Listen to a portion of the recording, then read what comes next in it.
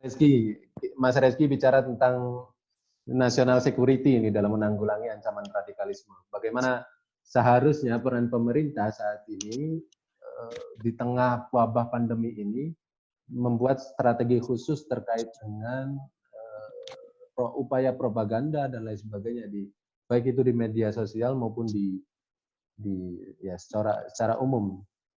Silakan Pak Reski Tuanani. Ya. Bismillahirrahmanirrahim. Assalamualaikum warahmatullahi wabarakatuh. Salam sejahtera, salam, Om Swastiastu, salam namo buddhaya, salam kebajikan. Ya. Perkenalkan, saya Reski Tuanani dari perwakilan Pemuda Pejuang Bravo 5. Ya, salam kenal untuk semuanya. Ya, pertama-tama bicara terkait radikalisme ya. Kita bicara kondisi di Jakarta dulu hari ini. Kondisi di Jakarta hari ini hampir sebulan penuh, mulai dari anak-anak tidak aktif bersekolah itu, kita sudah merasakan dampak lockdown. Sudah banyak yang melakukan isolasi mandiri atau karantina mandiri yang bisa kita lihat. Nah, ketika dalam proses karantina mandiri ini, advokasi ekonomi yang dilakukan pemerintah daerah hanya menyasar kelompok menengah, kelompok masyarakat berpendapatan rendah, seperti Gojek, dan lain-lain. Kalau di Jakarta ini, Bapak Anies Baswedan, Bapak Gubernur, hanya jaring sosial yang diberikan hanya kepada 1.250.000 penduduk masyarakat miskin. Sedangkan penduduk di Jakarta ada hampir 10 juta lebih. Itu baru Jakarta, belum Bekasi, belum wilayah-wilayah penyangga. Apa yang terjadi? Nah, ketika dalam proses mengisolasi diri itu pasti ada cost yang keluar. Nah, dalam proses cost ini sedangkan aktivitas semua, alhamdulillah sampai hari ini proses ekonomi Jakarta ini masih berjalan normal dibandingkan wilayah-wilayah lain yang lebih dulu lockdown. Kalau saja misalkan situasi ini ditutup, tentu akan menurunkan pendapatan masyarakat Jakarta. Dan akhirnya hari ini sudah mulai banyak yang jenuh. Sudah mulai banyak yang jenuh dengan kondisi yang ada di Jakarta. Masyarakat ini tidak mendapat kepastian informasi yang benar, apa informasi yang benar terkait virus corona. Itu makanya di 2 minggu awal itu rapi. Tapi pasca 2 minggu kemudian itu masyarakat mulai beraktivitas seperti biasa. Itu pertama. Karena jaring sosial yang diberikan kepala gubernur itu hanya menyasar 1.250.000 penduduk. Nah, sedangkan kelompok-kelompok milenial, terutama nih kelompok kita, kelompok pemuda ini tidak mendapat advokasi ekonomi. Kita bingung apa yang mau kita lakukan. Sedangkan kerjaan-kerjaan itu semua tertutup. Semua bilang, aduh gara-gara corona nih semua mentah, barang-barang mentah kalau kata orang-orang di Jakarta nih, barang-barang mentah. Ibaratnya begitu. Nah, itu dan hampir generasi milenial kita hari ini yang ada di Jakarta, itu tenaga informal. Bukan tenaga formal, lebih banyak informal, seperti kuasa hukum, atau banyaklah, desain grafis, dan lain-lain. Semua terdampak. Karena ruang informal ini, ruang kerja informal ini ketika situasi seperti ini tertutup. Itu, tidak ada advokasi ekonomi terhadap kaum milenial. Dan akhirnya, kaum milenial ini harus bertahan hidup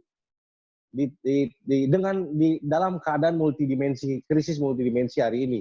Ada resesi ekonomi, lalu ditambah pandemik. Nah, itu yang menjadi keadaan faktual. Nah, kita masuk ke ranah radikalisme. Radikalisme ini terjadi ketika hanya ada 2 faktor, faktor ideologi dan faktor ekonomi. Itu disampaikan oleh Kiai Wapres Ma'ruf Amin. Wapres Kiai Ma'ruf Amin dalam proses kampanyenya. Ada 2 hal. Nah, sekarang ini orang-orang dengan yang ekonominya terganggu itu perlahan-lahan mulai radikal. Nah, makanya untuk mengantisipasi radikalisme dari dampak radikalisme masyarakat ini harus ada advokasi milenial. Advokasi ekonomi untuk kelompok milenial dan seluruhnya, advokasi ekonomi yang komprehensif. Lalu kalau masalah ideologi, saya yakin negara tidak bisa berbuat banyak, hanya bisa memonitoring. Akan tetapi apabila ideologi sudah terganggu, lalu ditambah faktor ekonomi, kita lihat kejadian di Poso. Itu orang udah mulai radikal. Ketika ideologinya sudah terkontaminasi, sudah terganggu, lalu ada pengaruh ekonomi, lalu di rumah kerjaannya berantem terus sama istri, itu gimana nggak gampang disusupi setan. Bisa aja agen asing masuk ke dalam negeri kita, lalu menawarkan, Dek, Dinda, ini 100 juta kamu bikin kacau di situ. Proksi-proksi asing kan bisa aja. Itu mudah terganggu. Kenapa? Karena secara psikologis, keluarga sebagai pertahanan benteng terakhir dari teror COVID ini udah jebol. Kalau keluarga udah jebol, semua berpotensi radikal. Makanya berkali-kali saya katakan kepada Presiden, kita harus kita harus memenangkan teror COVID ini secara dengan secepat-cepatnya. Dampaknya lebih parah. Jangan sampai seperti kasus Ebola. Orang menjauhi rumah, tiba-tiba penularan itu mulai dari rumah itu. Penularan radikalisme itu mulai dari rumah ke rumah. Bisa jadi berkumpul, lalu disusupi. Nah, kasus Ebola itu akhirnya mati kelaparan lebih banyak dari mati yang terkena wabah. Nah, kita sekarang lihat, mohon maaf bukan ini, kita juga berbelasungkawa terhadap korban meninggal oleh dampak COVID-19, termasuk tenaga perawat. Saya sendiri berbelasungkawa termasuk tenaga medis dan lain-lain. Nah, jumlahnya dibanding masyarakat Indonesia itu hanya 0 sekian persen, sekitar 500-an. Coba kita lihat dampak ekonomi daripada teror biologis ini. Berapa jutaan orang yang terkena dampak ekonomi. Nah, sedangkan di sisi kesehatan ini, advokasi yang diberikan oleh pemerintah daerah simpang siur. Pusat bilang apa, wilayah bilang apa, menteri bilang apa, menteri situ bilang apa. Lalu kita, kelompok-kelompok muda ini mau berpegang kepada siapa? Itu pertama, akses informasi simpang siur. Lalu advokasi ekonomi ini nggak ada. Nah, makanya dibutuhkan peran TNI, BIN, Polri, ulama, tokoh agama. Itu harus langsung terjun ke masyarakat, nggak bisa. Kalau barang ini dibiarkan berlarut-larut tanpa ada advokasi ekonomi, advokasi sosial, dan advokasi religius, tentu ini akan meledak. Karena udah perut ini yang bicara. Al-batnu layan tazir, itu kalau kata-kata filosof Arab, perut itu tidak menunggu. Oke, perut sendiri, kalau perut keluarga di rumah, itu bisa berdampak. Dan akhirnya banyak generasi muda yang sudah berani main tak-tak. Itu jelas itu korbannya, itu polisi ditembak. Udah radikal. Makanya Presiden harus bertindak tegas, harus memenangkan ini dengan secepat-cepatnya. Ini sudah bukan masalah kesehatan saja bencana kali ini. Bencana kali ini sangat-sangat multidimensi. Kita semua sudah terteror yang ada di Jakarta. Dan benteng pertahanan terakhir kita, yaitu keluarga, sudah mulai hancur. Kalau sudah mulai hancur, kita akan sulit menekan. Kita udah nggak bisa berbuat apa-apa. Nah, mumpung belum terjadi, TNI, Polri, dan BIN itu harus terjun bersama tokoh ulama, tokoh agama, harus terus masuk ke sel-sel terakhir di bawah. Sistem pertahanan keamanan rakyat semesta ini harus diberdayakan dari sekarang. Babinsa sebagai yang terbawa dan Kaptipos itu harus mulai diberdayakan. Kita harus memenangkan pertarungan ini dengan secepat-cepatnya. Selamatkan generasi kita.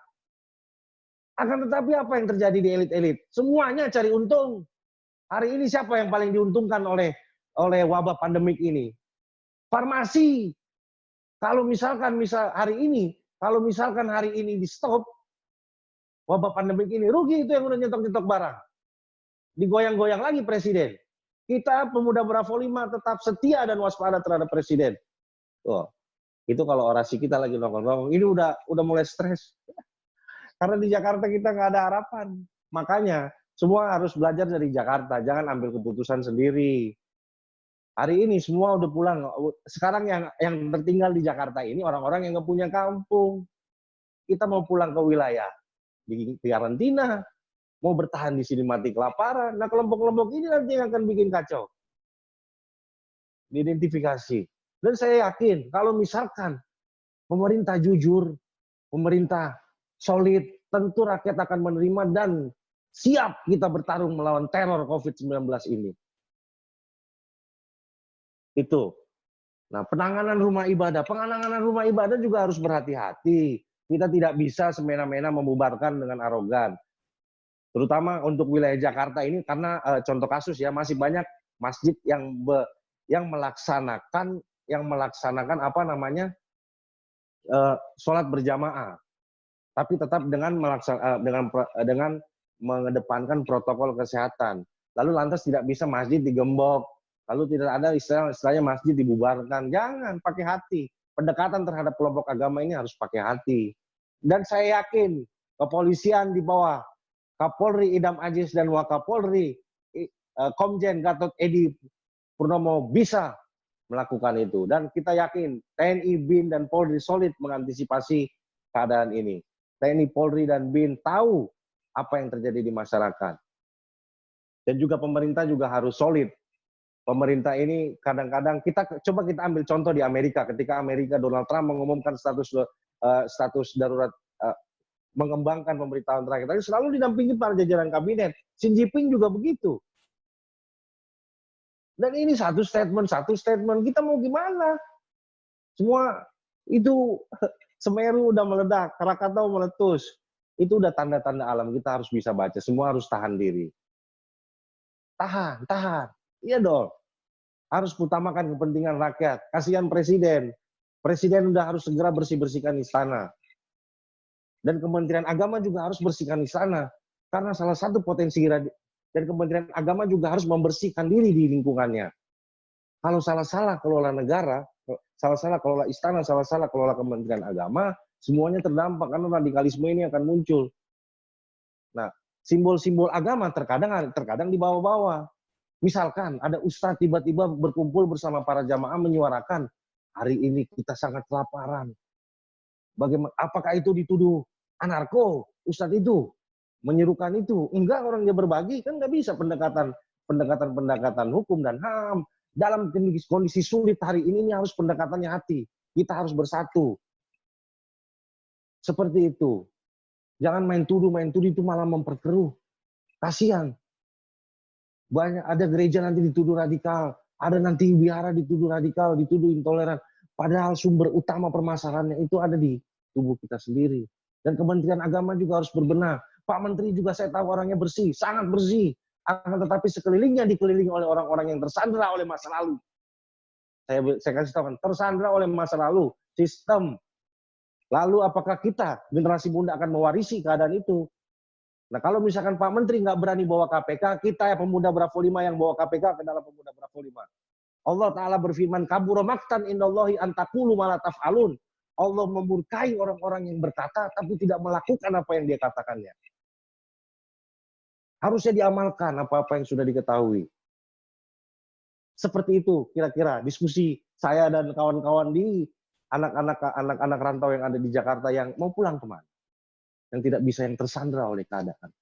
Lalu harus menemukan jalan hidupnya sendiri. Lalu harus bertahan hidup di tengah teror ini.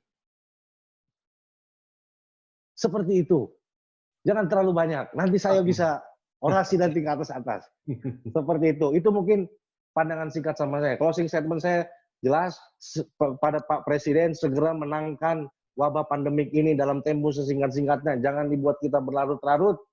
Kalau memang kita harus recovery pasca ini, kita siap berada di belakang Presiden, bersama Presiden dan seluruh jajarannya untuk segera merecovery keadaan ini. Lalu segera siapkan advokasi ekonomi untuk recovery keadaan ini. Kalau memang Omnibus Law diyakini sebagai usaha atau ikhtiar untuk merecovery ekonomi ini, pesan saya cuma satu, jangan sampai kepentingan elit lebih banyak dibanding kepentingan rakyat.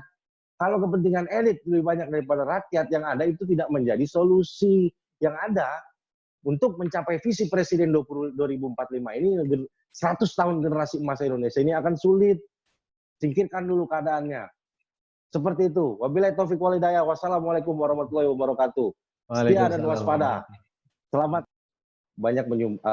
Bukannya banyak ya, ada upaya untuk menyumbang tenaga medis dan lain-lain, sumbangan APD itu banyak di tenaga medis, dan juga kita mengupayakan agar donasi-donasi itu tidak dilakukan secara individual, akan tetapi berjamaah. Itu salah satu upayanya. Karena dalam jangka waktu 2 minggu pertama itu kampanyenya kan di rumah aja. Jadi kita mengurangi interaksi di luar. Nah, kesinian ini kalau dari pemuda Bravo 5 tetap mendukung apa yang sebenarnya Presiden lakukan. Seperti halnya kita merangsang bagaimana pola-pola di Jakarta ini, pola-pola penanganan ini lebih persuasif. Akan tetapi keadaan di atas ini lagi begini, goyang. Persilangannya banyak kepentingan politik, banyak tunggangan politik, dan itu yang mengacaukan. Nah, kalau Bravo 5 hanya sekelas mendukung, posisinya mendukung Menteri Agama, lalu juga mendukung Presiden. Tapi hari ini kita lebih fokus di Kementerian Agama. Tapi kalau untuk Presiden sendiri dari Bravo 5 Pusat, hanya bisa dalam batasan menyumbangkan APD ke rumah sakit dan lain-lain. Seperti itu. Oke, terima kasih. Ada lagi? Terima kasih Mas Rizky. Siap, sama-sama.